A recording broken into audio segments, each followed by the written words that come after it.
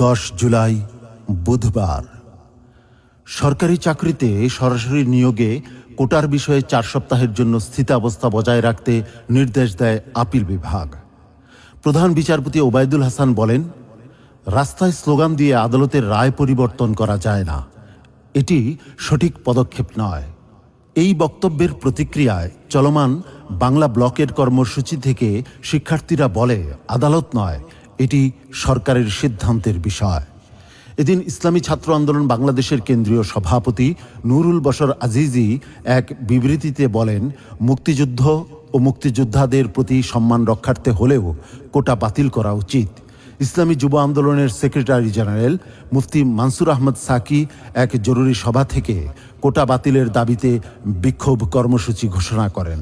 তিনি বলেন, অবৈধ আওয়ামী সরকার একের পর এক দেশ ও জনগণের স্বার্থবিরোধী কর্মকাণ্ড করেই চলেছে।